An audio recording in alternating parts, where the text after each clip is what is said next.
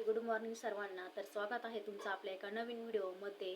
तर हे 12 जिल्हे वगळता सर्व जिल्हे हे पात्र झालेले आहेत. तर ते 12 जिल्हे कोणते आहेत आणि कोणते जिल्हे पात्र आहे, कोणते जिल्हे वगळलेले आहेत, तर पात्र जिल्ह्यांमध्ये किती महसूल मंडळी ही पात्र झालेले आहे किंवा त्या महसूल मंडळामधील किती शेतकरी हे पात्र झालेले आहेत, ते आज आपण आपल्या व्हिडिओच्या माध्यमातून जाणून घेणार आहोत. त्यापूर्वी जर तुम्ही चॅनलवर नवीन असाल तर चॅनलला सबस्क्राईब करा. तर शेतकरी मित्रांनो, सरसकट पीक विमा हा जाहीर झालेला आहे. तर त्यात किती गावं पात्र आणि किती अपात्र आहे ते आपण बघणार आहोत. तर यावर्षी विविध नैसर्गिक आपत्तींमुळे शेती पिकांचे खूप मोठ्या प्रमाणावरती नुकसान झालेले आहेत.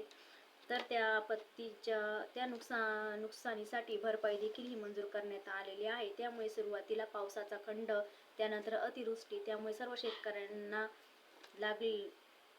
शेतकऱ्यांना आता पीक विम्याची ओढ ही लागलेली आहे. त्यातच स्वतः मुख्यमंत्री यांनी पीक विम्याचा आढावा बैठक घेतली. पीक विमा कंपनीने शेतकऱ्यांना संवेदनशील मदत करावी असे देखील त्यांचे म्हणणे होते. पीक विमा कंपनींनी शेतकऱ्यांना अशातच आता 30 डिसेंबर पर्यंत शेतकरी बांधवांना 1600 कोटी इतका निधी मंजूर करण्यात यावा. तर शेतकरी मित्रांनो, आधी जमा करण्याचा राज्य शासनाचा प्रयत्न असल्याचे प्रतिपादन कृषी मंत्री धनंजय मुंडे यांनी आधीच केलेले आहेत. त्यातच दिनांक 19 डिसेंबर 2000 रोजी एक महत्त्वपूर्ण असा शासन निर्णय देखील घेण्यात आलेला आहे. तर पीक विमा कंपन्यांच्या वितरित करण्यात आलेला आहे. शेतकरी मित्रांनो, समावेशक पीक विमा योजनेअंतर्गत केंद्र शासनाचा मार्गदर्शक अधिसूचनानुसार पीक विमा हप्ता हा दराप्रमाणे येणारा शेतकरी हिस्सा कंपनीचा देयक असून त्याप्रमाणे 1 रुपया आपण जो भरलेला होता त्याप्रमाणे जमा झालेला शेतकऱ्यांचा हिस्सा 1 रुपया तो वजा करून उर्वरित जो हिस्सा शेतकऱ्यांना शिल्लक आहे हा हप्ता विमा कंपनीने देणे आवश्यक आहे आणि भारतीय कृषी विमा कंपन्यांमार्फत वितरित करण्याबाबत शासनाचा विचाराधीन होती. त्यामुळे शेतकऱ्यांना आता 25% अग्रिमची जी रक्कम आहे ती मिळण्याची लवकरच शक्यता आहे. तर शेतकरी मित्रांनो, यामध्ये आपण जर पाहिलं तर जिल्ह्यांची यादी सुद्धा जाहीर झालेली आहे.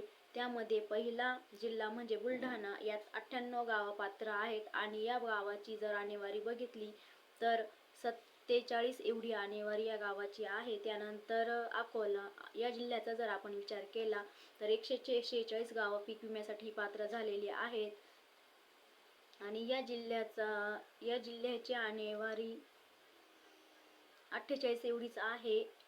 त्यानंतर 146 गावं या पीक विम्यासाठी पात्र झालेली आहेत आणि या गावांची आकडेवारी 47 एवढी आहे. त्यानंतर जळगाव, यात 161 गावं पात्र झालेली आहेत, याची आकडेवारी सुद्धा 47 एवढीच आहे. त्यानंतर वाशिम या जिल्ह्याचा जर आपण विचार केला तर 112 गावं पीक विम्यासाठी पात्र झालेली आहेत आणि याची आकडेवारी 47 इतकीच आहे.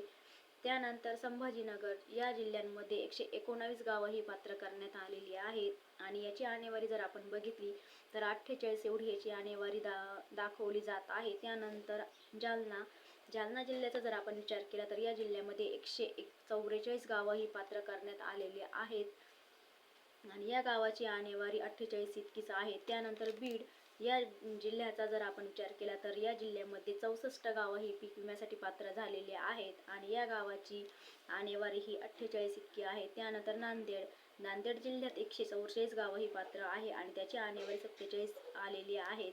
परभणीचा जर आपण विचार केला तर परभणीमध्ये 73 गावं ही पीक विम्यासाठी पात्र ठरवण्यात आलेली आहेत आणि या गावाची आकडेवारी 47 इतकी आहे. त्यानंतर लातूर या जिल्ह्याचा जर आपण विचार केला तर लातूर या जिल्ह्यामध्ये 120 गावं ही पात्र ठरवलेली आहे आणि आकडेवारी 47 आहे. त्यानंतर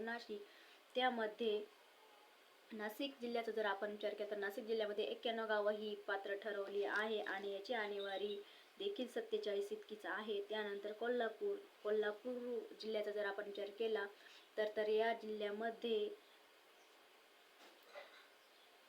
73 गावं ही पात्र आहे आणि आकडेवारी 47 इतकीच आहे. जवळजवळ सर्व जिल्ह्यांची आकडेवारी ही एकसारखीच आहे. त्यानंतर कोल्हापूर कोल्हापूरसाठी 73 गावं ही पात्र झालेली आहे, हे आपण बघितलेलंच आहे. तर त्याची आणेवारी ही आपण बघितलेली आहे. तर शेतकरी मित्रांनो, कोणती जिल्हे ही पात्र झालेली आहे आणि कोणत्या जिल्ह्याला किती आणेवारी ही आलेली आहे किंवा किती गाव याच्यामध्ये पात्र झालेले आहे हे आपण बघितलंच आहे. तर ही होती 16 जिल्ह्यातील महत्त्वाची अशी अपडेट. व्हिडिओ आवडल्यास लाईक शेअर करा आणि चॅनलला सबस्क्राईब करा.